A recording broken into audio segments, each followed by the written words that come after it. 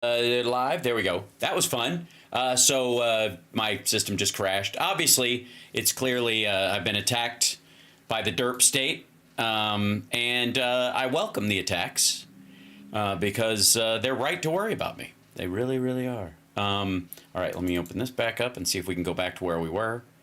Restore the session, and then we're here, and then hopefully it will go back relatively to where it was.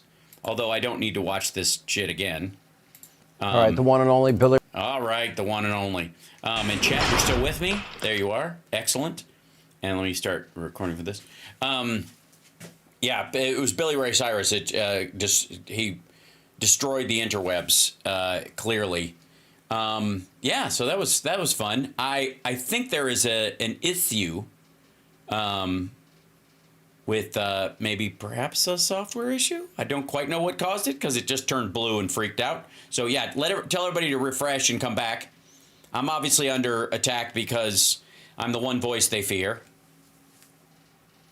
And we don't need to watch any more Billy Ray, but let's see. There's so much to pull from. I feel like grabbing something else.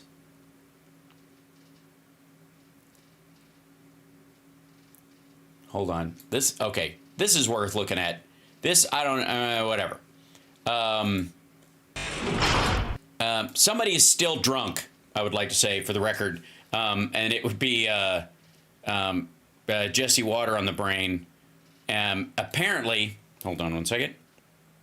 I could get rid of the, there you go. Glassy-eyed, serious. Like, I don't know if that's crying or liquor. We don't know. By the way, hit the like again because it'll probably starts a new stream if you haven't already. This is Jesse Waters. As of today, corporate America is now solidly pro-Trump, which is fucking hilarious because when have they not been solidly pro-Trump, ultimately? Yeah, and thanks for the hype train. No, we're not in a loop. Okay, you need to think real hard about doing accents in this brave new world. Believe me, I've thought about it quite a bit, and I think I believe personally that any like in your lineage, if you have any group in your lineage and it's over 8%, you're allowed to use the fucking accent all you want to. Now, this is Jesse Waters. As of today, corporate America, and this is the big seller. When you've just sold yourself as the working class hero, jerking around in a fucking McDonald's, apron and all that shit.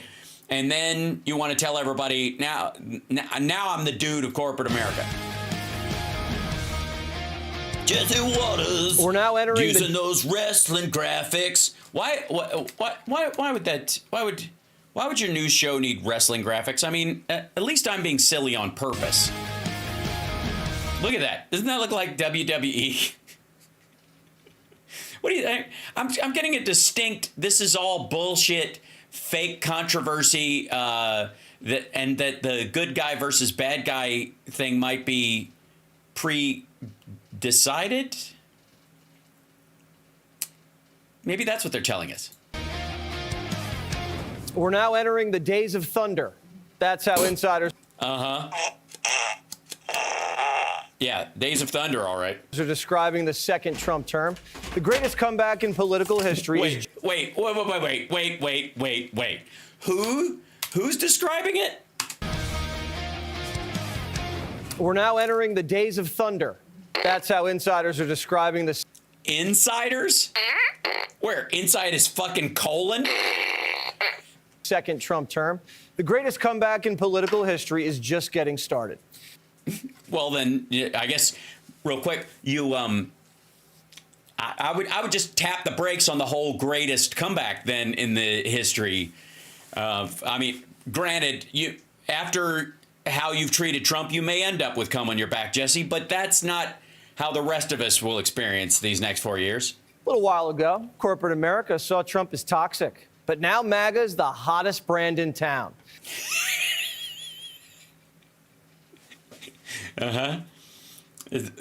Please sell this to me. MAGA is the shit. Just this week, Trump received... Jesus God. Who is that? ...the highest award a president can get. the first ever presidential commemorative can of Diet Coke. That's a bottle.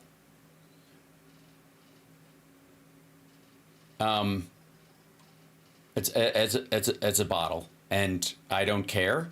Get ready for McDonald's Big Mac and Chief. Companies want to be associated with Trump, and they want you to know it.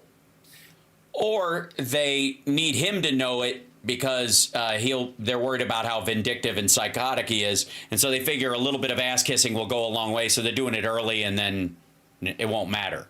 The stigma of a Trump donation, which was out there to some degree 8 years ago, is no longer there.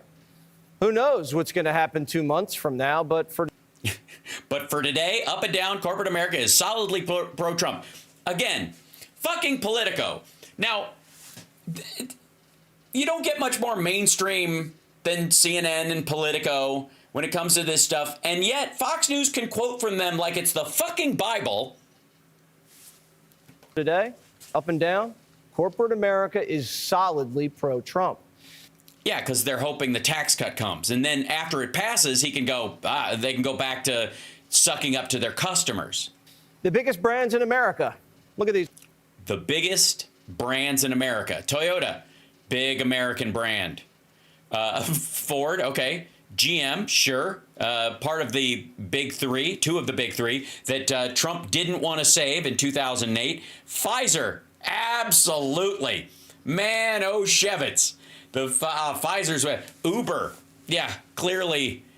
Microsoft, Google, Amazon, and Facebook. Okay. It's right here. Each donated $1 million large.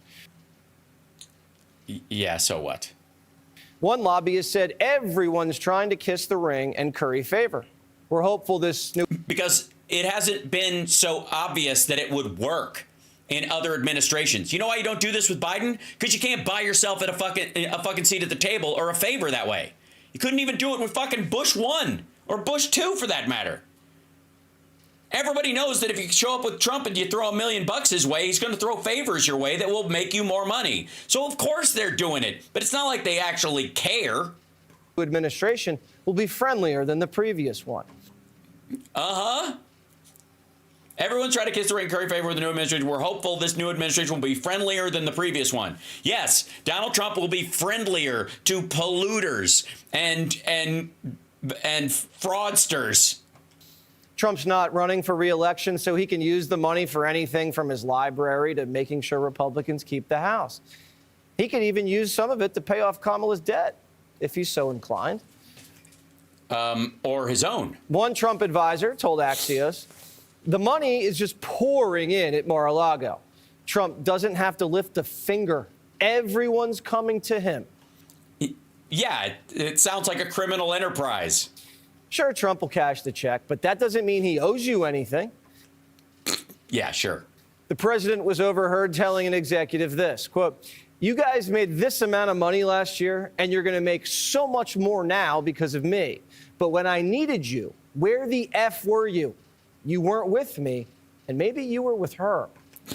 Yeah, still a paranoid asshole.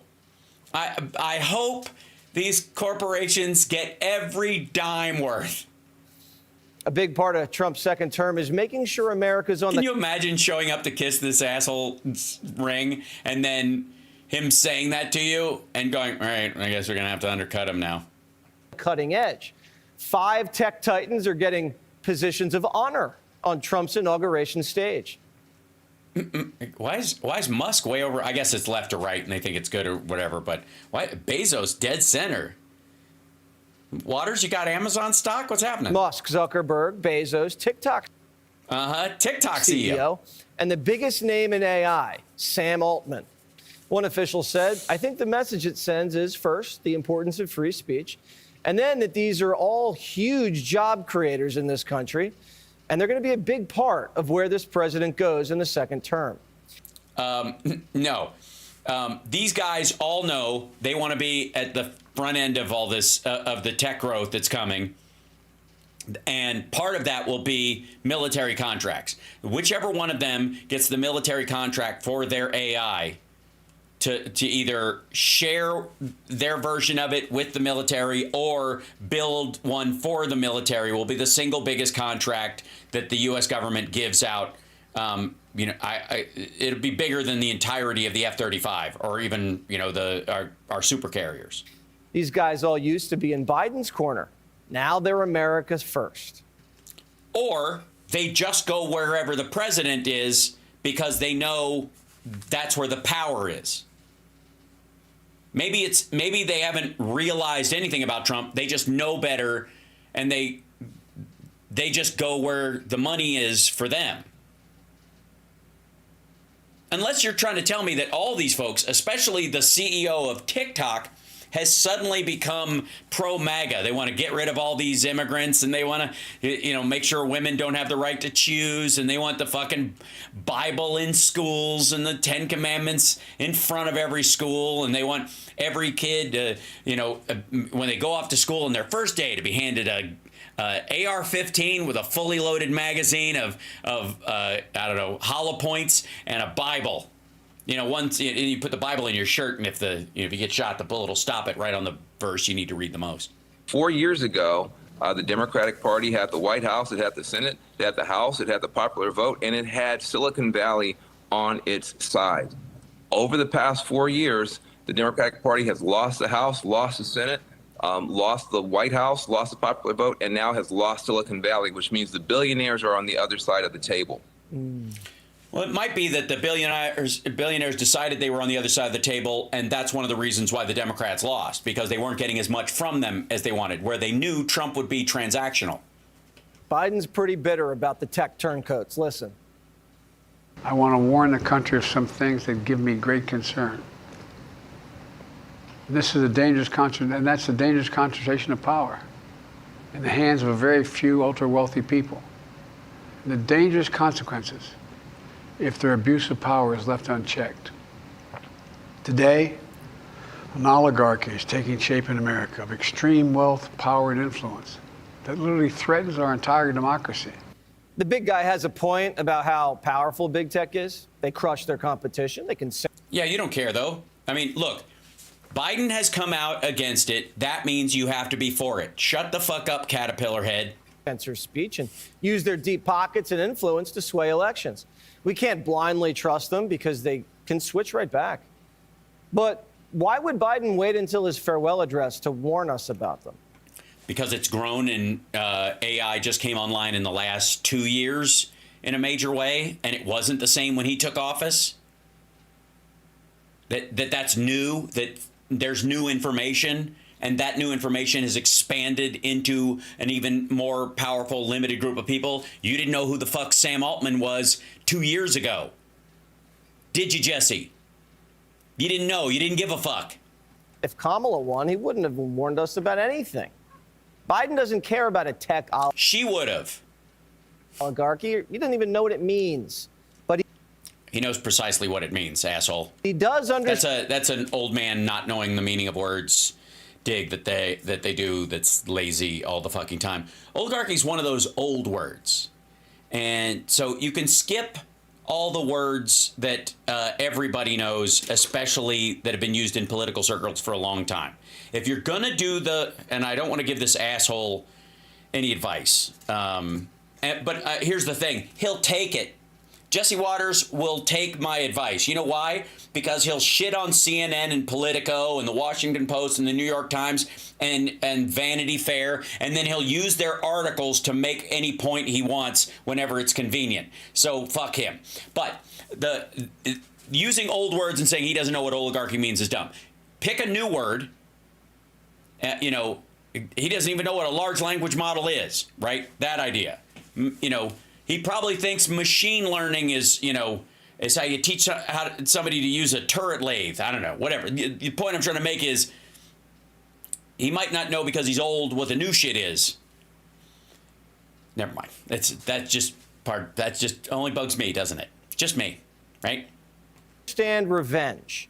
Democrats had big tech in their pocket since the Obama years, using them to cancel Trump, Deep Six the laptop, and buy off the battle. What laptop? Grounds.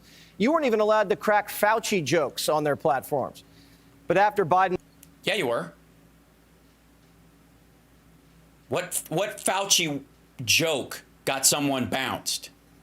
And also, what's a joke about saying that he should be skinned alive on the White House lawn or something like that? Like, is that just kind of your wry, dry sense of humor, Jesse? Bombed at the debate, and they cut off donations and opened the door for Pelosi to plunge the knife.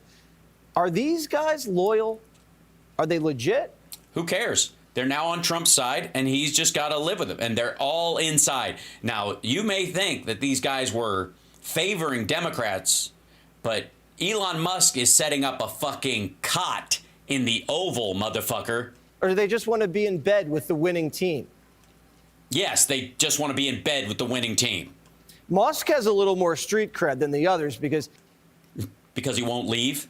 he stuck his Because he does ketamine at Mar-a-Lago? neck out when there was risk. But I don't know about the rest of this crew. Maybe they're libertarians, maybe they're libs, maybe they're imperialists. What do I know? It doesn't matter. As long as the money goes in the right direction, I don't care. But I do know Biden wants blood. He's declaring a war on the tech industrial complex and using it as a rallying cry for the new resistance. He's telling his party to ditch DEI and wage class warfare against the tech giants. Okay, play that for me. I almost saw the speech as an attempt to You almost saw the speech as an attempt. wrestle back the mantle of populism from the Republicans. Donald Trump has run a populist campaign, and that's a lot. He's the outsider. And what Joe Biden last night did was quite interesting. Almost try to reclaim populism for the Democratic Party. Spending a decade Sorry, where was the whole ditch DEI and do class warfare against the tech giants? calling Trump Hitler blew up in the Democrats' faces. They lost their base, donors, and the plot. The Democrats have come to the end of a 9-year messaging. Oh, this is Tim Murtaugh. This is the pussy that goes after terror all the time. The right? He's the like the weenie dude on that only throws shit around on Twitter because he's afraid to go anywhere else. Program during which they woke up every single day and told America and the world that Donald Trump was a bad guy because he's an authoritarian, he's a racist, he's a sexual predator, he's a fascist, he's all these horrible things that they say about him. And what was the end result? He won. He got elected to the presidency again. This has got to be regarded as the greatest communication failure in. No, because Kamala Harris, again, got an enormous number of votes, second only to Joe Biden. The margin's razor thin. He just was able to capture his audience and bullshit some other people using a giant machine of people who were hell-bent on convincing everybody that he's not really those things. We will fucking see. But here's the thing. If he's not all those things, MAGA's going to be pissed. And if he is all those things, I expect that you will cover for him. The history of world politics, a 9-year campaign that failed. So Biden's trying to rebrand Democrats as a party for the people. But actions speak louder than words. You got three people on top, Mr. Musk, Mr. Bezos, and Mr. Zuckerberg, who are now worth almost $1 trillion. Would you agree with President Biden, who last night stated, and I quote, "An oligarchy is taking shape in America of extreme wealth, power, and influence that threatens our entire democracy"? The three billionaires who you listed that all made the money themselves. Mr. Musk came to the country. Oh, this, by the way, for those of you who don't know, Besant used to work for Soros, is gay, married, and has 2 children. Just enjoy maggots freaking out about this. But he's on our side. But he's gay. But he's an immigrant. Forget how they made their money. Do you think that when so few people have so much wealth and so much economic and political power, that is an oligarchic form of society? Well, I would note that President Biden gave the Presidential Medal of Freedom to 2 people who I think would qualify for his oligarchs. Biden gave the Medal of Freedom to George Soros and Mike Bloomberg. He only likes the billionaires who work for him. No, I think both of these guys are billionaires, but they're nowhere near the level of billions and control that you see, especially around things like Twitter or the Washington Post, that Bezos, Musk, and Zuckerberg have. Bloomberg has Bloomberg as a website and a TV show, but it's mostly about Wall Street, narrow audience. Soros, through the Open Society Foundation, donates to a bunch of things, but he doesn't snatch shit back, and he's never paid me a dime. Supposedly we were all going to get our Soros checks, allegedly, right? That was what everybody's saying. Like Soros was paying us to say the things that were saying. That never happened. Whereas we now know the Russians through Tenet Media were paying a lot of these social media influencers that are on par viewership with what Jesse gets. And Democrats use mob rule to bully these CEOs to their side. If you said what Democrats didn't want to hear, you're canceled. Even if what do we don't want to hear? Just what we don't want to hear? I mean, there's a lot of things I don't want to hear. Wave jazz, a lot of times. I don't want to hear it. It's okay sometimes, but most of the time, no. if it's the truth, you're canceled. But that's over now. It's hot speech winter. CEOs can say what they want and support whoever they want without getting whacked. And they don't have to pretend to like DEI. Well, that depends on your, and it kind of always did, on your on who owns parts of the company. Because that's, again, if you're a private company versus a publicly traded company, the rules are different. Anymore. Look at these blue chip companies ditching DEI. A few years ago, if you didn't have a diversity officer or tampons in the men's room, your company would get boycotted. Jesus, fuck you, dude. Now you get dinner with the president. Also, no, they didn't. Nobody got boycotted for not having a DEI officer. They had DEI officers to try and cut down on the things that were getting them boycotted for by, shit their CEOs said, basically an extension to the HR office. And Trump's a talker. He is world-class on real estate and on communications. And those are world-class, no class. Sort of his foundational skills. What? Why? Did that guy just spit on you? Why are you sitting back like this? What is this? Are you trying to catch? And those are, he's world-class on both, which is like probably the first person in the world to be world-class on both of those things, right? The real estate industry is not historically known for its great communicators.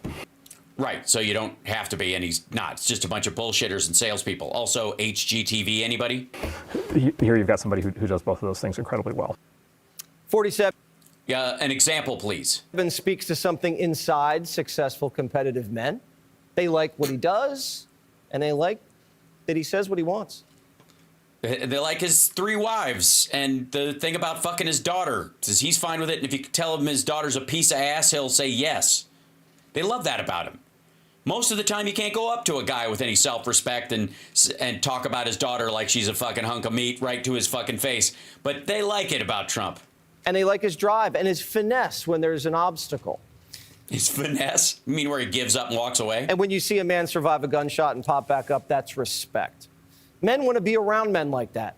Well, again, what kind of men are we talking about? Because it sounds like just a bunch of suck-ups and sycophants. And now they're not intimidated by their HR departments. They're the boss. But at the end of the day... Weren't you just telling us at the beginning that they're just trying to get close to power and money and that Biden's warning us about it, but he might be right? All these CEOs really care about is their bottom line. Right, so they don't really give a fuck that he's a man's man or that he got his ear nicked by a piece of glass that flew off his teleprompter when one of his rally goers was shot by a dude firing from a fucking tin roof. Banks are seeing big profits because companies are optimistic about the economy. Banks? The fuck? You think loaning is up? CEOs all over the planet are looking to finance big ticket investments here in America. Yeah, they signed on to them during the infrastructure bill and the CHIPS Act. It's good news for everyone. Yeah, none of these are deals that Trump made. Now, for Trump to modernize the country and shred Biden's legacy, he's going to need corporate America on his side. Right. Yes. They're going to have to come in here and go, you know what? We don't need all these chip factories. Fuck that. And we got to stop building roads and bridges and laying out rural broadband because fuck these rednecks out in the middle of nowhere. If we're going to fight trade wars, we're going to have to reindustrialize. Yeah, but that's not going to be jobs. That's going to be automation. That's what That's what Elon Musk is for. If we're going to capitalize on AI, we're going to need to produce much more energy here at home. Yeah, but that's not oil and gas. That's nuclear. And we're going to need young American workers to step up and fight for the American dream. Yeah, you lazy fucks. Why are you just letting it go by? So we're cautiously optimistic about big tech's newfound loyalty. They're Are you? saying all the right things, but it's early. These people might just go where the wind blows. Might? And if they want our trust, they have to earn it. Because we can always bust up these big monopolies if they stomp all over our constitutional rights again. No, you can't. And as a matter of fact, they're giving him money to guarantee he won't. Click here. Fuck you. No. It's kind of amazing that they're like, these guys don't know, like, we've seen them before be like sore winners. This is a fairly normal thing. But none of them actually know whether any of this is going to work out. Hold on one second. What the fuck is that? Let's see. If I know that. I can't. That was too long or whatever. This. Well, here. Let's jump in. We'll finish on this because I feel like. I don't know whether this clip has Door in it or not, but I think this is very telling.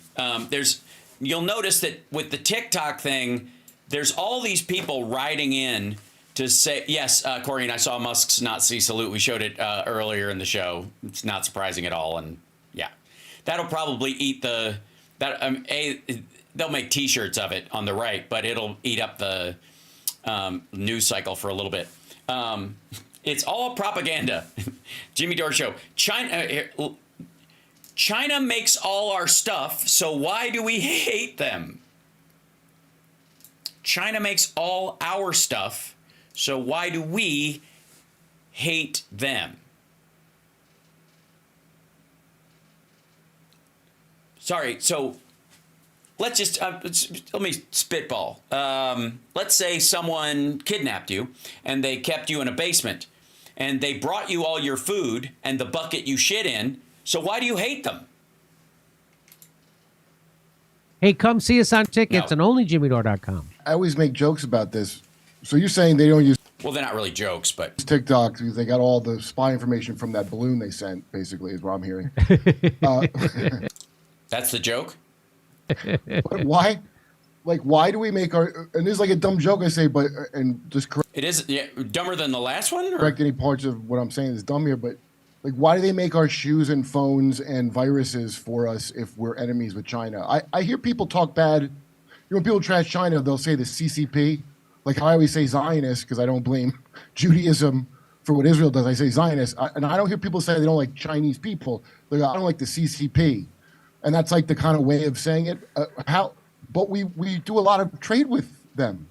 So I'm just bewildered. Like, we're back in Wuhan making viruses again, as far as I know. Isn't that... Yeah. We're back in Wuhan making viruses again, as far as I know. Yes, yes, we are. So how are we... Yeah, yes, we are. Sure. I guess this is the China they don't want you to see. JB Font, there's a video that he's playing behind there. And also, did these assholes realize that times and information changes? That there was a period to which we had a vested interest in. China had low-wage workers. We could move a lot of stuff over there. They made a lot of things inexpensively. We could grow our standard of living while helping them get out of poverty. And then the CCP decided, under Xi Jinping's leadership, to flip the script entirely and use it as a control point in the same way that, you know, we might have gotten oil from some countries and had a deal with them for a while, but then they decided to use it as a weapon to control our politics going forward. And it's the circumstance of oil and gas in our cars hasn't changed, but who's in charge of where we get it from should matter, right? They are enemy, but we do that there. That I like. And no one's ever really explained to me how that works. Well, fucking hell. Really? And they're going to explain it. I think I did a fairly good job that times and circumstances of the leadership have changed, and we're moving away from that. The other thing is slave cotton. Bad. Just going to throw that out there. Yeah. Well, the United States had a plan for China. The plan was when the United States normalized with China, that it would push China to become a so-called Western-style democracy. That by integrating China into the world market, dividing it from the Soviet Union, essentially create. Bullshit. This is Danny Haifong. He's a CCP shill. But no, like that didn't end up being the goal. We looked the other way. They switched over. They decided that capitalism was a better function for them to run the country under the CCP. The CCP didn't roll up their fucking communism because we made them or there was a threat of we're going to yank our factories out of there. As a matter of fact, American businesses, worldwide businesses couldn't get over there fast enough because everybody was under the impression that even if you didn't agree with what the government was doing, this is an opportunity for China to make money and from that maybe be part of the greater global community. And they had a lot of people who were starving and this was one of the ways you could do this and yada, yada. That's decades of that shit. Again, when the leadership changes, it matters. A huge rift in the socialist bloc, that this would be the downfall of not just the Soviet Union, but also China in China's model of socialism. This was and again, clearly the Soviet Union is doing awesome right now. This was ultimately the plan. The problem is that China didn't want to play ball in that way. So what China did was it said, yes, we want to be part of the world economy. We don't want to be sanctioned. That's what would have been the reality for China, that China wasn't recognized, the People's Republic of China from 1949. Yeah, that's not a sanction. You're just not bringing anything to the fucking table. How is a completely communist country that has an entirely internalized economic system that needs to import 80 to 85% of its food and energy part of the world economy? What do you got to give in exchange for that stuff? Now, if you're going to seize it, that's war. But if you don't want to if you want to trade for that stuff, you got to have something to trade for it, right? And to get that, they had to offer something to the world. Good Lord. To 1971 at the United Nations because the United States wouldn't allow it. The Republic of China, based in what was in Formosa, now Taiwan, was recognized as the government of China, even though they were the loser nationalist party that got kicked out for being far too amenable to Japanese and U.S. empire. So, which there wouldn't be a China at all if the U.S. hadn't stopped the Japanese in Chongqing, which is where they made their final stand as the Nationalist Party. And also, Taiwan's a thriving country with more rights than Chinese people experience almost anywhere else except the United States and Canada. When this happened, China said, we are going to be part of the world economy. We have a lot of workers and laborers here. We can develop ourselves and you can make massive profits because our labor is going to be very cheap because we're very poor here. But is that what they said? They said, hey, you guys can make stuff here because we're very poor here. That's the way they sold it. We are not going to allow you to keep us poor. We're not going to let you turn us into some kind of, neo-colony, which is what most of the global South ended up becoming during the age of U.S. What is it called? The New American Century, the IMF, all of that. Japan went yes. down. Yeah. This is exactly. Sorry, Japan went what? We're not going to let you turn us into some kind of, neo-colony, which is what most of the global South ended up becoming during the age of U.S. What is it called? The New American Century, the IMF, all of that. Japan went down. Yeah. This is exactly what happened. And China was very aware that this was. Sorry, is he under the impression that we control Japan? Going to be the plan. So what they did is say, well, no, we will open up, but it's going to have to be fair. This is what you hear it all the time, Kurt, Jimmy, you hear it all the time. What does Mike Pompeo, what does Marco Rubio, what do they always say? China's stealing our things. China is stealing our ideas, our patents, all this. No, what China said was, if you enter into a venture with our companies, our companies get to learn and understand what you are doing. This is just business. No, that's not the same thing. It's not to learn and understand. Copying what somebody else does exactly and making it. If you're making Louis Vuitton purses during the day, and then when the factory shuts down at 6 o'clock, a new group of people come in with the same fabric, the same machines, and make knockoff Louis Vuitton purses, they're not learning how to make purses to better their country. As a matter of fact, there's no advancement in any of these areas. There are the only areas where China has had any growth in technology, where they've taken what they've gotten from another company and actually built upon it, is surveillance. Why the fuck do you think drones are such a big part of the Chinese consumer economy? Why DJI was such a big addition? Why, if you wanted a drone, it was going to be made in China? Because they saw it as a primary way of spying on their own people. It was cheap. It was cheaper than guys in helicopters. In order for you to use our capital, our labor, whatever it is, in order. Not using your capital, and they're paying for the labor. You guys are just taking the other driver, not him, the CCP. To he's talking out of his ass. Your side of the profits. Well, we want to learn. We want to understand what's going on. So they do. They learn. But it's still up to the Chinese people to do it better. It's still up to the Chinese people to compete and to form their own businesses. So that. Yeah. Right. And that happened. That's what happened. And then no, it didn't. China ended up doing better, and China ended up building businesses and companies in industries and moving fast. And like now the United States is falling behind in so many different industries. You see this in electric vehicles. The United States is way They have flying behind. cars in China now. Yeah. The cars in China fly. Look how upset Kurt is. Yeah, they got flying cars over there. Lots of them. Yeah, China has flying cars. Are you joking? Yeah, I went China. there, dude. I went there. You're right about the homeless thing. At the time, this is just before Trump got in, and they kind of liked him, by the way, when I was there, because he's like a businessman. That's how what Chinese people. Trump in China. Yeah, they liked that. They had no problem with anything the way liberals here talk about Trump. Yeah, because they don't believe in gay rights or women's rights the way we do. They don't sweat any of the shitty parts of him. They certainly aren't pro-immigrant. But the thing I noticed, and I was curious about, because a lot of people just always wore masks from the bird flu days. And I used to make a joke about this when I got back.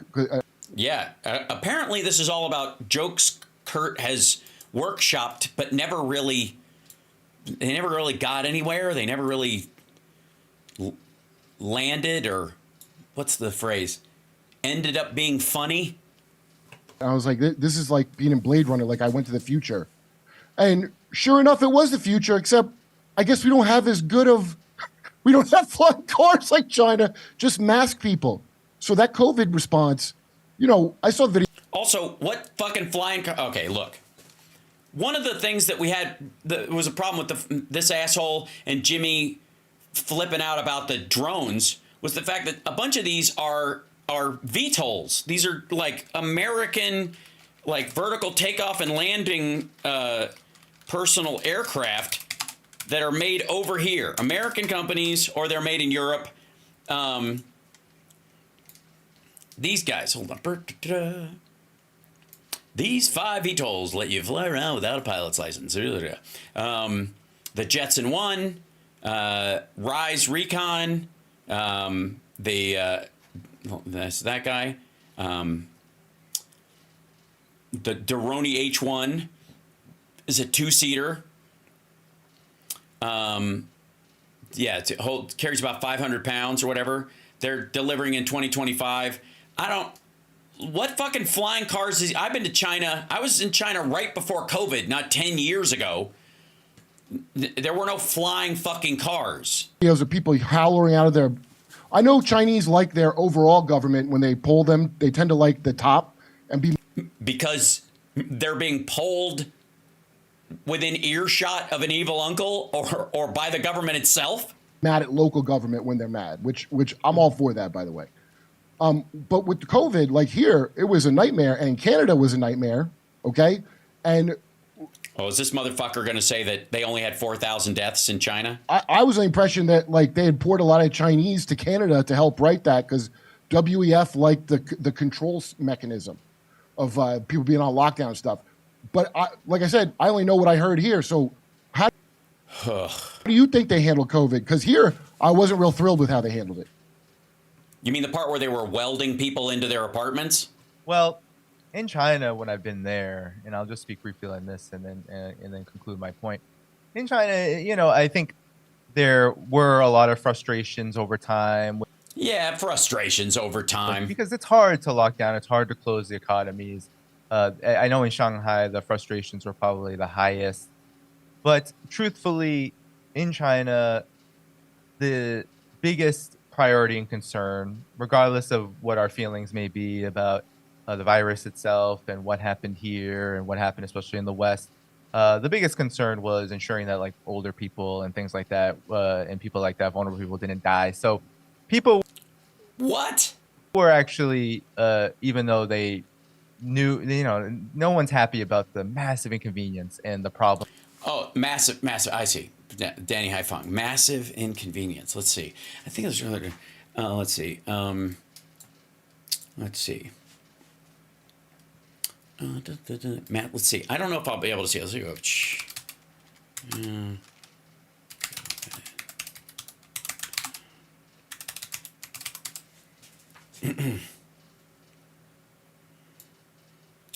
Let's see.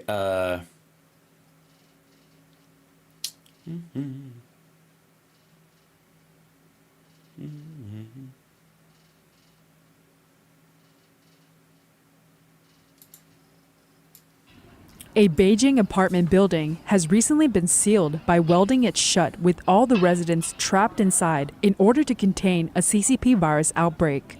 A video has circulated on the internet showing epidemic control staff welding shut an entire apartment building in Beijing. It's, you know what? It's a little frustrating. A little bit of inconvenience.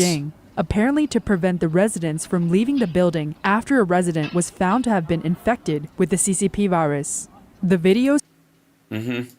How about, let's see, this is there.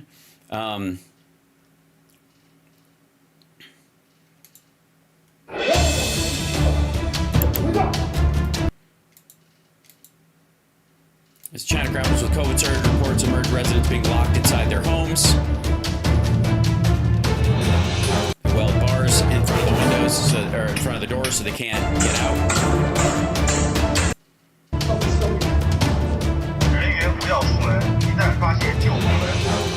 Yeah, just sealed in there. Yeah, people hanging out, you know, going through some stuff. Let's see. There's a little bit of frustration. As China stands firm on its zero COVID policy, Jinnan residents were pushing down barricades while being pushed back by guys in fucking spacesuits. It's, you know, it's a little frustrating. It's just little bits like, look, some things are just, this is the future. Say what you will about jokes that Kurt used to think he might tell eventually if he ever found out how to make them funny. But life over there was way better than it was over here. You know what I mean? Because this protests were relatively small set of 享有的各项合法权利和自由依法得到充分保障。与此同时，任何权利和自由都要在法律框架内行使。 Any rights and freedoms must be exercised within the confines of the law, which is you don't have any. You don't have any protections. How about, remember this good one? These are all the people screaming in Shanghai. This is real screaming. Everyone's screaming. Video of people in Shanghai screaming from the balconies as well. They shared on social media. Just 5 minutes ago, there were only a few screaming. Now suddenly everyone's screaming. Damn. They've been locked down since March. 要命的。再这样弄下去，我那个 If 真 this 的要差点 persists, 去。 bad things will happen. Guess what? Bad Bad things. things did happen. You know what? But what was Danny Haifong saying about this? What our feelings may be about the virus itself and what happened here and what happened, especially in the West. The biggest concern was ensuring that like older people and things like that, and people like that, vulnerable people, didn't die. So people were actually, even though. Yeah, they were really worried about them not dying, as opposed to not spreading it if they had it and just dying and getting it over with. They knew, no one's happy about the massive inconvenience and the problems that. Yeah, the massive inconvenience that occurred from it. Overall, I think they supported the government and still do. But you know what? China's response, one of the things, even though I don't think there could be a good response to something like this, the fact is that China was able to recover and bounce back far faster than anyone else. No, they weren't. The United States bounced back faster than anyone else, period. China's way behind. And they're... Hold on.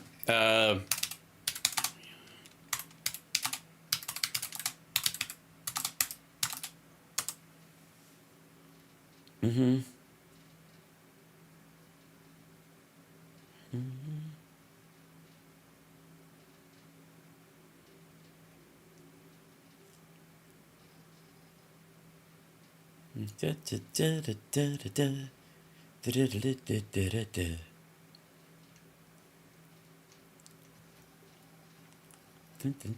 One second. News.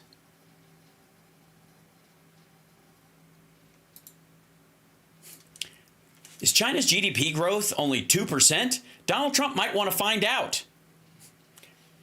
If you think you're having a bad spell at work, spare a thought for economist Gao Shanwen. A month ago, he was the high-profile chief economist at state-owned SDIC Securities and a serious player in mainland financial circles. Today, he's arguably as high-profile as an economic villain as you'll find in President Xi Jinping's orbit, and he's since been silenced, according to Wall Street Journal. Gao Xin saying that China may have grown just 2% over the last 2 or 3 years, less than half the rate Xi's government claims. The reason Gao is allegedly being silenced was for shining a brighter-than-usual spotlight on one of the biggest perception problems facing Xi's Communist Party, that China routinely cooks the GDP books. Claims on Friday that China grew 5% in 2024, exactly as Xi's government said it would. That's weird, isn't it funny? Probably had many economists thinking about Gao's warnings. Beijing statisticians point to rising exports and private sector investment in new sectors, factories and equipment. But the giant headwinds slam the economy, especially a property crisis fueling deflation, can make China's official growth data seem fanciful. It's a lovely word for it. The chilling effect from Team Xi actively muzzling negative or contrarian views might only intensify Wall Street debates on whether China is uninvestable, nor has the Xi era been good to local and international journalists trying to tell the real story about China Inc. It's harder, though, to censor messages coming from the bond market. Since January 1st, yields on Chinese sovereign 10-year debt dropped to all-time lows. That opened an unprecedented 300 basis point rate gap with U.S. treasuries, despite a slew of economic stimulus measures from Beijing. 300 basis point rate gap with U.S. treasuries. And supposedly $1.4 billion.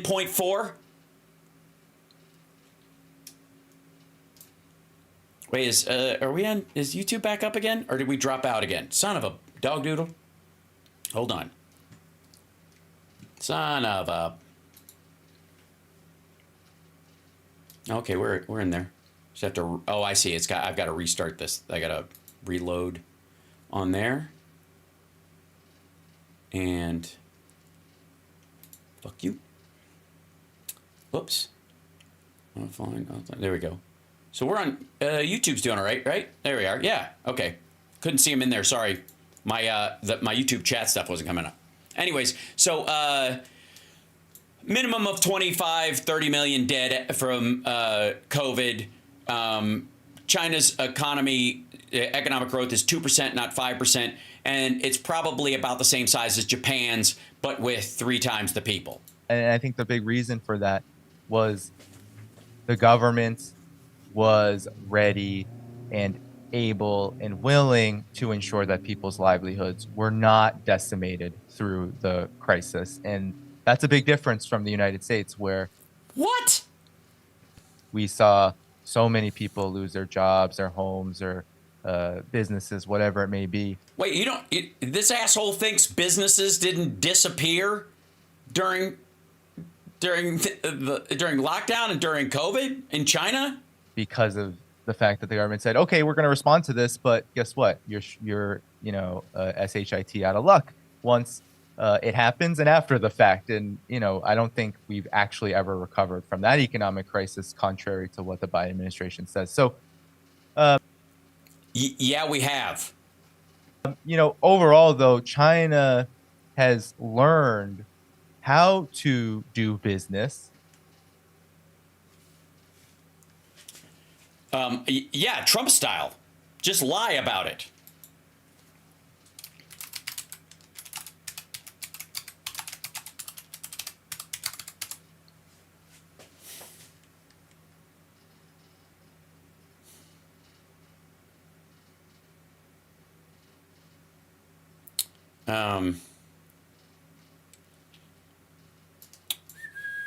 Here we go.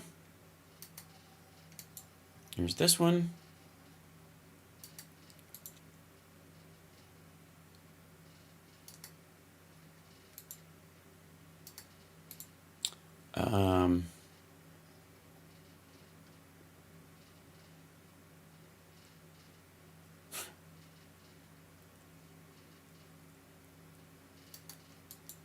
Let's just take a look at a few of these things.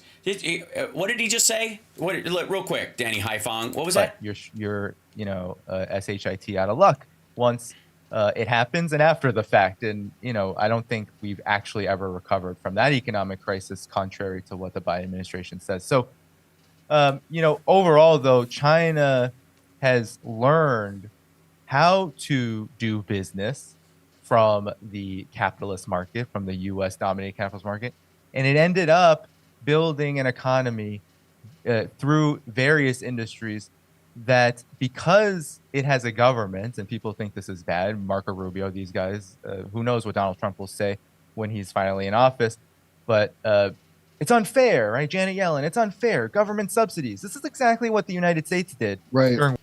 No, not right. But let's jump in. They know how to do business.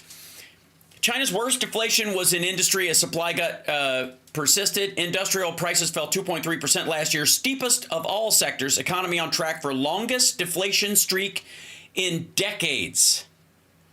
China's deflationary pressures were most severe in its industrial sector for a second straight year, and a sign of deep imbalance between supply and demand is driving prices lower across the economy and inflaming trade tensions. Industry, which mainly consists of manufacturing, recorded 2.3% fall in prices last year, the steepest drop among all sectors, according to Bloomberg calculations based on official data published Saturday. Real estate and transportation trailed closely behind. Well, I'm sure that's fine. Oh, wait. China's economy faces a historic shock not seen in over half a century. China could be facing its longest deflationary cycle since the 1960s. It's been warned as policymakers pin their hopes on the rollout of measures aimed at stimulating the world's second largest economy. Also, no. Newsweek has reached out to China's National Bureau of Statistics with an email requested comment. China has struggled to stabilize its economy since the end of President Xi Jinping's strict zero-COVID pandemic-era lockdowns, buffeted by headwinds such as a depressed housing market, a sector that accounts for as much as 70% of household wealth. Meanwhile, low wages and economic uncertainty have kept consumers cautious, further dragging on prices. How about this one? China's cut-rate economic growth. Rosy official data masked a deepening malaise, except for exports. Beijing said Friday that China's economy in 2024 hit the official economic growth target for a year, and if you don't believe that, well, no one else does either. China's economic malaise remains one of the most pressing global challenges of the day. If you believe the National Bureau of Statistics, the economy grew 5% during the year, conveniently right on the nose for the official target of around 5%. A strong fourth quarter supposedly helped, which, by the way, didn't hit 0.01%. With an expansion of 5.4% year on year in the last 3 months after a slower middle of the year. But this was all an enormous if. Anecdotal evidence of domestic growth is thin. Demand for credit remains weak despite attempts at monetary stimulus, as does fixed investment. Government revenue has fallen as sluggish economy activity eats away tax receipts. Some local governments have resorted to paying their bills with property instead of cash. The pillars of Chinese economy are in free fall, and that's getting worse. China's been relying on manufacturing might and export engines to offset the drag from a slumping property market and keep its growth target in sight. The growing headwinds on both fronts suggest the government will need to step up support if it's to hit the goal of around 5%. Factory activity contracted for a fourth straight month in August, with sub-indexes showing deepening deflationary pressures, according to data on Saturday. Do you think any of this stuff, this information, makes it into this dumb motherfucker's skull? And please tell me that China of 10 years ago or 12 years ago or 15 years ago is the China of today. God damn, these guys are stupid.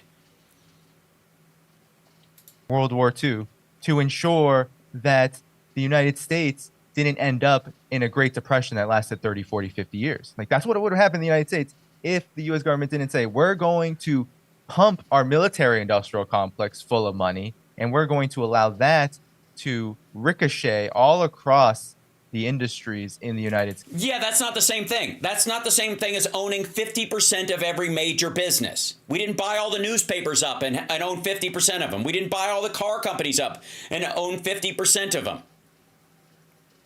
We didn't own half of American manufacturing. Like, this is just dumb.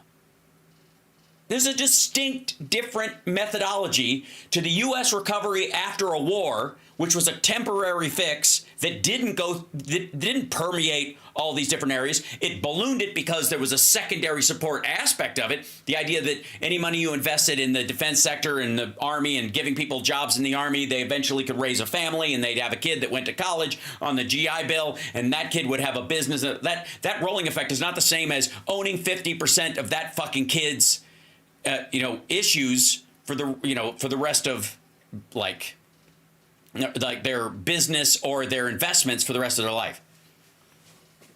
Sorry, HAL has a health issue? I do? Do I have a health issue? I mean, don't we all have a health issue? Isn't health a good issue for us to deal with? It's the industrial heartland, and that will build jobs, and that will build what people thought was a middle class at that time. China essentially has done the same thing with its own characteristics, and now companies like BYD... Sorry, with its own characteristics. And now its car industry, and now industries across the board just lead... Yeah, just industries across the board.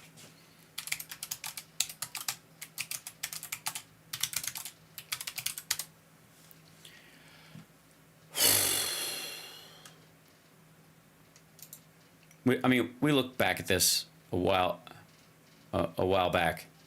Hold on. Where's this?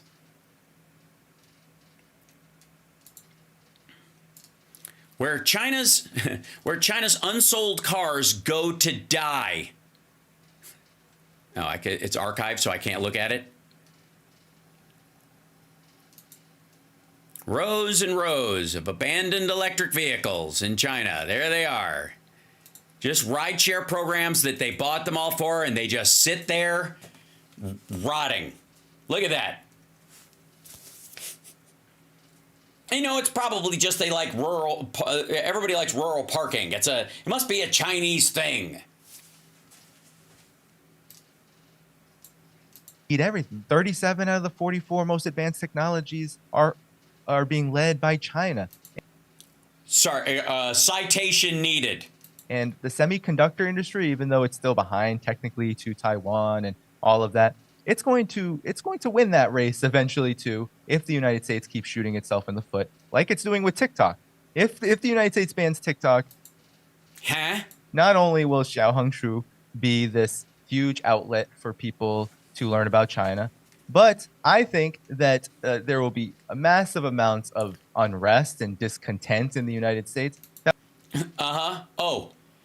Why would he bring up massive amounts of unrest and discontent in the United States? Hold on. Let's go in here. Why would he bring that up specifically? That's an odd thing to bring up right now. Yeah? I don't know, here's 8 days ago. On January 6th, protests erupted in Pucheng, Shanxi province. A young man standing on an elevated platform blew a horn, marking the peak of the public demonstration. thousands of people gathered and tried to break through police barricades, entering the Pucheng Vocational Education Center. Some school facilities were damaged, and the principal was assaulted. Videos from the scene show the principal becoming dizzy from the beating and eventually taking refuge in an ambulance. Footage of ransacked offices inside the school reflects the chaos that had unfolded there. The chants and clashes between police and citizens express the anger of the Chinese people, frustrated by repression and the lack of transparency from authorities. That's 8 days ago. That's just so you know. That's 8 days ago. Whoops, sorry, hold on. Let me grab this over. Sound of a. There we go. I'm gonna bring this in real quick. That's 8 days ago. And then let's see. Where's another one? Let's see. I'm gonna try to find the newer stuff because I mean we've seen a ton of stuff around. Let's see. This year? Let's do that. Yeah.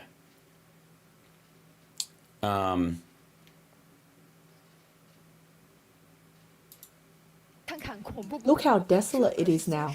This is the center of the Xi'an High-Tech Development Zone, right next to Science Road on Line 6 and Northwestern Polytechnical University on Line 5. I walked through so many neighborhoods like this. Bustling, with vibrant streets and shops. But this is what it looks like today. Footage I personally shot at noon. Almost every shop is either closed or out of business, their doors tightly locked with heavy padlocks. The streets no longer have the same grandeur. Behind each entrepreneur is a family's hope and support, and their own dreams from the past.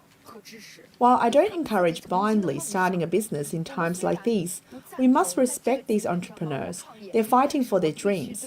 That said, I think one way to manage this situation could be to explore online promotions or find ways to sublease the shop space to cut losses. It might be a good idea. As the year-end approaches, regions across China are experiencing an unusual bleakness. Scenes of foreign companies withdrawing, factories shutting down, and commercial streets going bankrupt have become daily reality rather than isolated incidents. This phenomenon highlights not just challenges within the retail sector, but also signals broader signs of economic downturn. Rather, look at TV, or even the food court. As far as I know, none of these businesses are making money. The economic situation across the industry, and even the overall environment, is honestly far from ideal. If you're still thinking about opening a store and believe you're destined to succeed, or that your skills are exceptional. Yeah, Jeanette's saying the let it rot concept, which is one of the, it's kind of the, I would say it's last year's version of the year before, which was lying flat.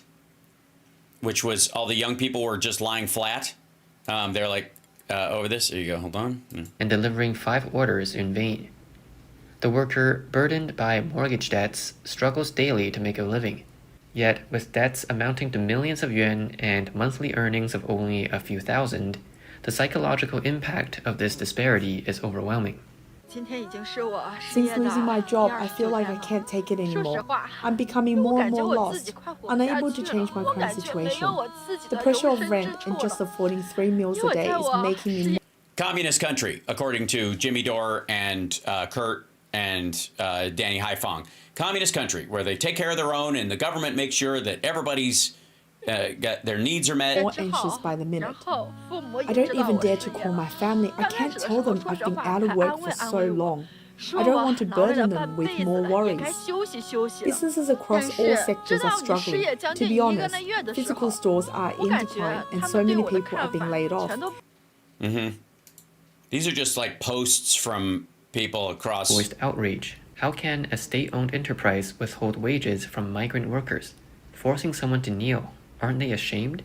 Amid the wave of support, however, many comments reflected a sense of helplessness. One user asked, as the year ends, stories like this always resurface. Labor laws are promoted every year, yet wage arrears persist. When will this cycle end? Yeah, people don't get paid, and this one kid, yeah, it's fucking brutal. That will only make people more curious about China and also make people more furious at the government, more than they already are. So Yeah. Yeah. Please, everybody who watches Jimmy Dore and Danny Highfalutin over here, go look into China. Go for real. Dig deep. Look at their economic data. Don't watch a video about how bad they're doing. Go look at the official data, and then go look at the bond market, and then go look and I don't know, use ChatGPT and go, hey, what happens when your bonds invert this quickly over time? What does that show? Does that mean the economy's doing great or not? What are the export numbers and the import numbers from China? How much of China's energy and food does it import? Go find that at, like, again, don't trust me. Don't even trust the fucking China show guys. Serpent ZA and Lao 86. Don't just trust stuff. Go look for your fucking self. Go find a Reddit China page that's not actually a front for the CCP, where somebody's actually posting videos from there. Donald Trump, I think, he's already thinking twice about this. He better think 2, 3, 4, 5 times about it before going through with it, because it would be a disaster for his administration. Through getting rid of TikTok? Well, Danny, I have a million more questions to ask you about. And don't worry, he'll give you the same answer for everyone, Jimmy. But we ran out of time. We have to get to our next guest. I want to say thanks for coming on. It's always informative to have you on. I need to know way more about China than I know. Dude. Jimmy, I can't fucking stand you, but I'll set you straight on the whole goddamn thing. You won't believe me, but I'll tell you the truth, you dumb motherfucker. Let's go, Jimmy. Let's go. I wouldn't mind. Well, you know what? Look how pretty the city is. Watch. Oh, motherfucker. Really? Turn. What city is that? I don't know what city that is. It's Shanghai. But it's wow. That's the Bund in Shanghai. It's made to look like London. It looks fantastic. It does. It all the lights on, you wouldn't even realize no one's in any of the offices. Look at that city. Yeah, it's just wow. It's amazing. It's like look at Las Vegas. Boulder City and Reno must be enormous. Anyway, so by the way, that's the international city. That's the city that foreign countries came in and built entire sections of. I'm sorry, we got Danny muted. Go ahead, you could. Go ahead. Danny, what city is that? Yes. Shanghai. What is it? I went played there. That was a good city. It was like New York. They had a Ben's, the same pizza place by the cellar. They had a location in Shanghai. No kidding. Yeah, I didn't have any bad food when I was there. I had it was actually hard to get Chinese food. I got hot pot. That's all we could get, really. And everything else was like pretty high-end stuff that I got. Yeah. Really? You saw only the nice part of town and you ate the highest end food and you didn't really slum it outside of the city? Let me guess. You flew in, stayed in town, and you fucked off? No, it's a beautiful city. The Bund is beautiful. The Huangpu River, you can ride on a boat. It's a really beautiful place. Yeah, don't touch the water with your hand though. Especially at night, there's light shows. It looks kind of amazing. Yeah, it's massively packed every night. No, it's not. Fuck me. Hold on. Now it's making me mad. Now I gotta look at it. All right, I'm gonna have to go back through my fucking iPhotos to the China trip. Managed China mainland. Okay. Where are we?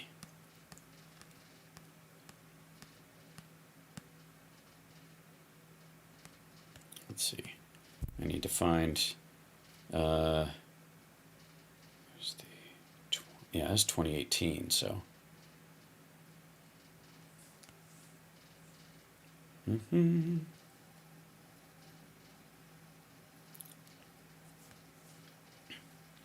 Here I am. That's me on the Bund, kids. That's our film crew.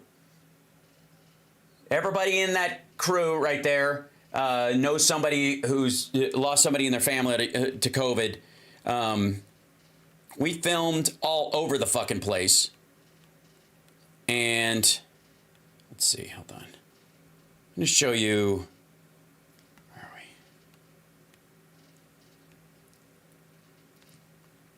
are we? We took one of the bullet trains. There you go. It's one of the stations. Oh my God, look at the station. It's so clean. And there's the Bund. Oh, fuck you. There it is. That's it, ladies and gentlemen. That's the Bund right there. It's with the lights on and all that. Does it look? Imagine a city of millions of people, far more than like all lit up. 6 times the population of New York City, of Manhattan. And look at the open spaces. There's me on the boat. That's one of the boats that we took. We did the boat on the fucking on the river there across.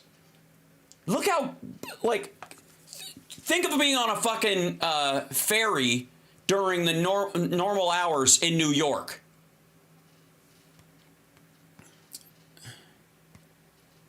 Let's see. Yeah. We didn't clear the ground. This is on the Bund, right at the height of things. This would be a normal period when there's lots of people out and stuff. Can you imagine walking through Times Square and only seeing that many people? Because that's what that fucking place is. That's Times Square, New York. But if New York had allegedly 3 times the population in Manhattan alone. Here's another place we went. It was a winery you could go to. Sorry, it's green, so the green screen's cutting out. Notice the total lack of fucking people walking around. Here's the rest of the city. This is where it looks really fucking normal. There's me having dinner with some fucking influencers who are there and are probably one of the restaurants that Kurt went to. There's the chef who made me the pizza that made me sick. There I am in my suit with my guys doing out there on the front of it. There's the area. There's the city seeing train. There's me with a bunch of fucking birds around me, probably getting bird flu. This guy had a shop in Shanghai that he's had forever. He's an architect.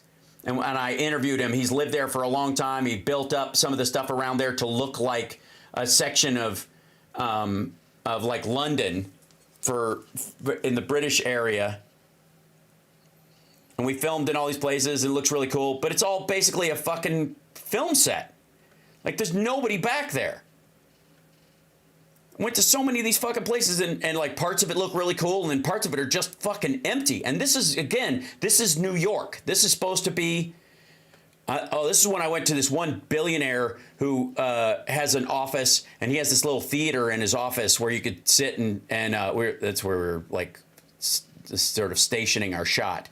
Where we interviewed this one guy, and that's the guy who had a lot of money, and he was like, I was like, what's it like working over here? And he says, making money is easy, making friends is impossible. That's what the dude said. The guy who owns this place, the bridge, which is all fancy in Shanghai, empty as fuck. Nobody was there. Brutal. Let's see. That's me making street food with a lady who makes jianbing, this egg sandwich thing, serving it to everybody. There I am eating it out front of the place.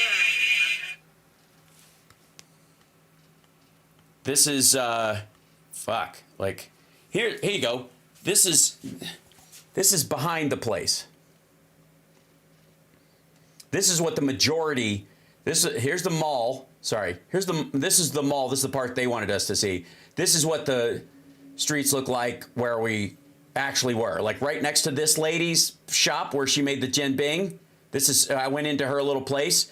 To get there, I walked down this little alleyway to her back area, and she fucking sweeps that thing every goddamn day. Oh, hey, what do you know? This is the green energy place. You can't see the tank because it's painted green. Remember what I was telling you guys about the fucking bullshit recycling thing that we went to? That's the tank, you can see through it because it's green, because I have a green screen on. But that's where I climbed up and knocked on the fucking thing. That's where all of us were like, right. Yeah, that's inside the processing facility.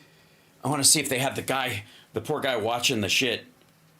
Now, I got pictures of that elsewhere. Oh, fuck. This was in the library. This is the world's biggest library. You know what makes it a library? They call it that. It's got no books. Capitol riot. Trump pardons roughly 59 criminal defendants charged with Jan 6 capital. Yeah, of course he is. He's gonna, but not the ones that are in jail. He's pardoning the ones that got. Yeah, here it is. See this? It's the world's biggest library. Look at the shelves. The walls are just shelves. See that right there? We're doing a walkthrough right there. These are supposedly bookshelves all the way up to the ceiling. The books are painted. Those aren't real books. Such a fucking strange place. Yeah, like this is for the interview that I did. We're blocking the camera for that part. But this is supposed to be like the world's biggest library, and those shelves just go miles and miles all around. Not a single fucking book. All just the edges of books painted on them. So, anyways, yeah, here's a big picture of it. It's got this big ball in the middle of it. It's very cool looking, but it's not a fucking library. Yeah, you could see it probably better on this shot right there. See how he's framing? Look at the shelves behind him.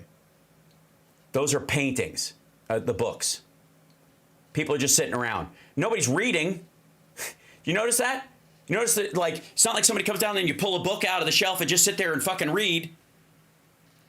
It's horseshit. It was crazy. It was so mind-bogglingly odd. Oh, shit.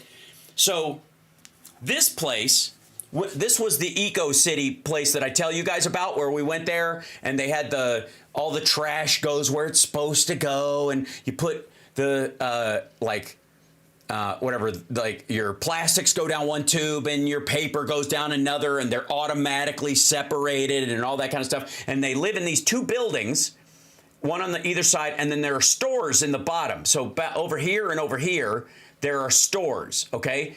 They're empty. There's fucking nobody. There's like 8 people walking around this fucking thing. That's me taking a picture. Now, hold on. Stretch this out. So up here is like Chinese characters, you know, from Chinese lore, right? On top of this thing. Isn't that cool? And then Mickey Mouse and Donald Duck. And then the 7 dwarfs for some reason. And then Peter Pan and Wendy and the boat. I have no fucking idea what the hell is going on. But that giant sculpture is just like Disney characters leading up to these fucking classic Chinese characters on this. And it's huge. It's so stupid. That's me standing there in front of it.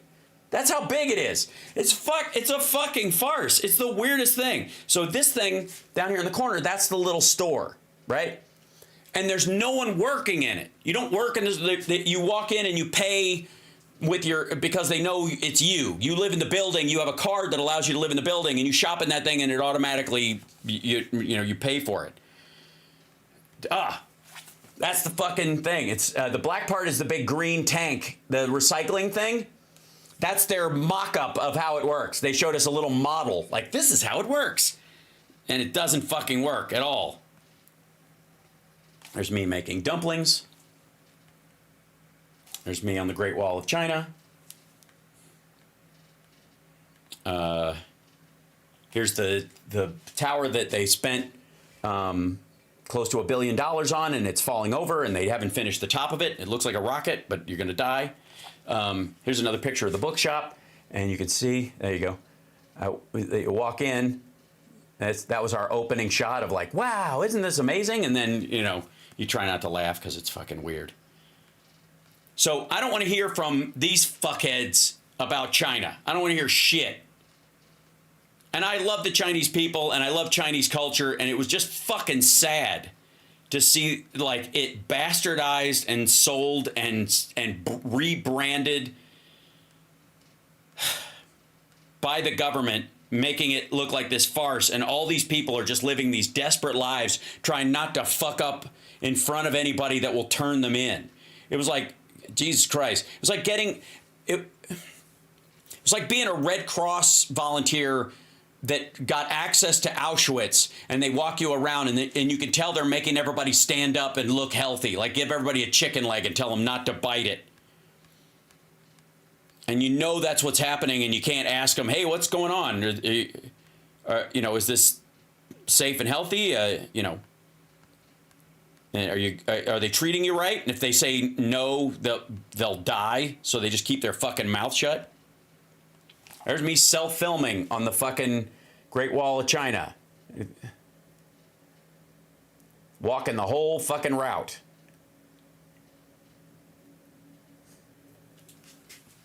With, yeah. Just, and years and years and years of this. Like several years of going out, you know, and the biggest crowd we ever encountered was our own crew. All the fucking time. I went to a rock club where this like knockoff Cranberries Chinese band was playing. I went to this giant theater. There was no one in the entire complex, so we got to walk around in it. We watched this show in that place later on. And even bust-in audience, there was nobody. These are at some of the like the tourist sites. Again, like these places with the volume of human beings that are supposedly there, they should be like huge. Like you should not be able to move if the numbers are what they say they are. What's the...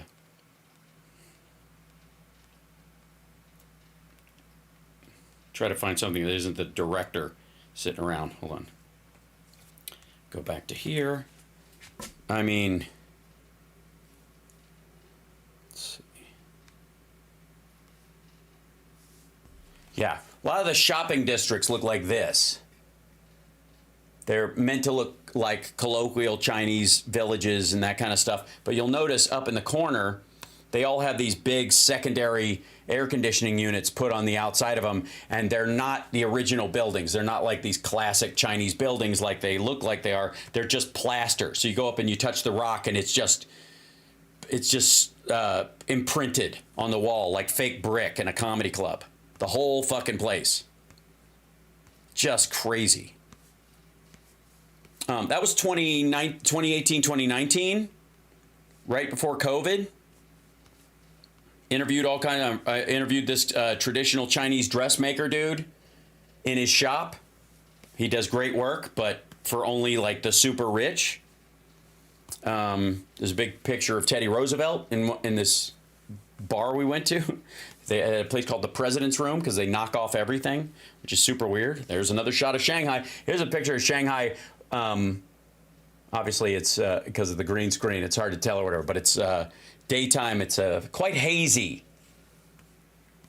in the daytime. That's why they put the lights on all night long. One of the reasons why the lights are constant is because it looks hazy during the day, so it looks better to shoot it at night.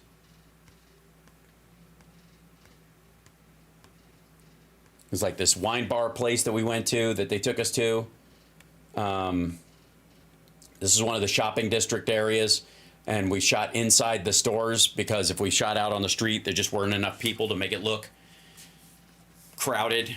And again, 1.4 billion people, that's what you're supposed to... Fuck me. My show was supposed to be for Chinese tourism. It was like Phoenix Television was supposed to be this independent thing. We were supposed to have the right to shoot whatever we want and go anywhere we wanted, and they were very open and all that kind of stuff. Turned out to be complete bullshit. Every single night you go to the Bund, there are hundreds of thousands, millions of people. No, there are not. People in the... No, there are not. I just fucking showed you. This is 2 years ago, or well, it was like 8 months before COVID, is when that was. So 4 years ago, 5 years ago. No, there's not, and the numbers haven't gone up since then. There's even less people showing up now. Middle of that square. Let me just right by the river. before I say goodbye and we bring on Max Blumenthal. This guy Nathaniel says, "Have fun under constant video, social, and economic surveillance. If that's the price you're willing to pay for a comfortable life, you should probably move there. You don't deserve a constitutional republic." And this guy says, "Sounds like being on Facebook." Wait, I live in that now. I live in that now. No, you do not. You do not. You think you do. And there's a huge difference between Facebook tracking what the fuck you're doing and trying to sell you like your buying habits to somebody else, and actually having people that if you fuck around, a van will pull up next to you, yank you in, and you're gone. It shows what kind of like blind, idiotic privilege these dumb motherfuckers have, that they actually think that. You know how lazy and fucking stupid you have to be to believe that you live under the same thing that Chinese people do? Like, why don't you just walk up to a Falun Gong person and go, "Dude, I don't even know why you came here. You're probably better off in China." Oh, when I went to China, I didn't think I lived in that, and I was like, You did. You were being followed. You had a minder. In the future, I will. But even that social credit system that people trash, it's not like here the way it would be done. They're Tell us how the social credit system in China is done, and if we did it here, we'd be way worse. Cops don't have guns, okay? Yeah. Sorry, what? I was like, in the future, I will. But even that social credit system that people trash, it's not like here the way it would be done. Their cops don't have guns, okay? Yeah. So, yeah, they do. They have automatic weapons. What?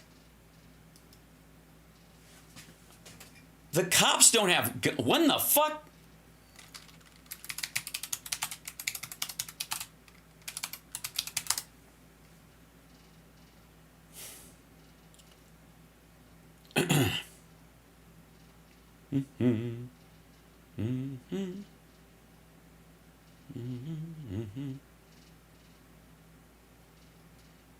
Let's see.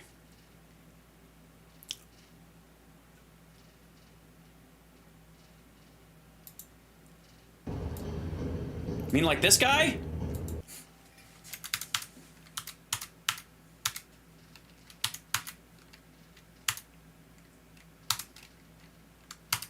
Yeah, the China, they don't even, he could shoot around corners. There's their bomb disposal robot. It also does litter in its spare time. That's one of their, those are their vehicles. I don't even know what the fuck he's talking about. Of course they have guns. people that break the, Ari Shaffir was out there when they had that sewer oil street noodle, you couldn't eat street noodles. So how are you going to bust those crimes? That's why they started doing that the most. Like you'll hear that. What, hold on. You think sewer oil street noodles that they use the social credit score to bust those crimes? They don't bother. They don't do anything about it. MMA guy, I think it was pretty screwed up how they did him, but I've already seen 20 of those here in America. I can't even point at China and go, oh, we don't do that. We do it like worse. Okay. Yeah. No, they don't. Like, what? How in the hell?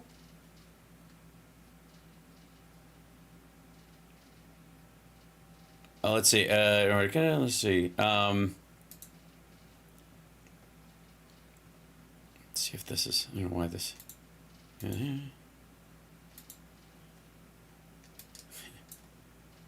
Let's see.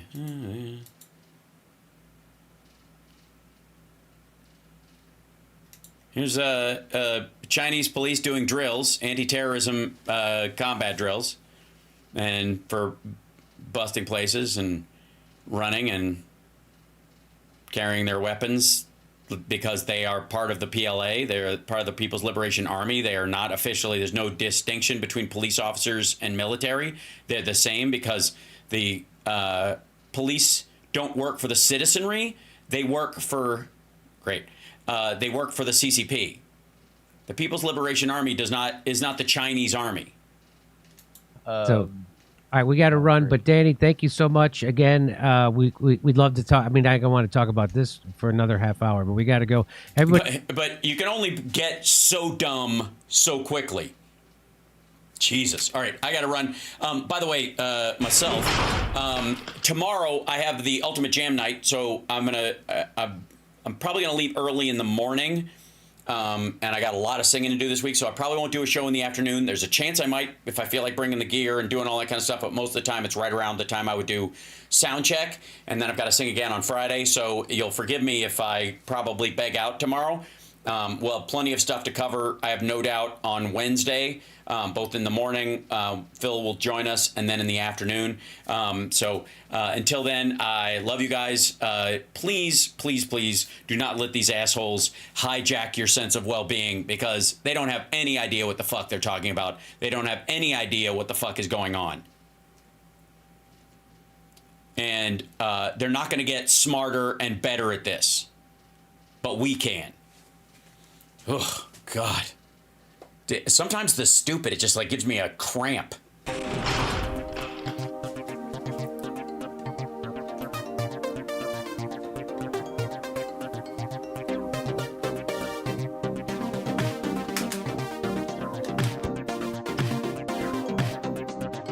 Sorry for the drop out in the middle of the show. It was a technical glitch. But thanks again, you guys. Hit that like on your way out if you could.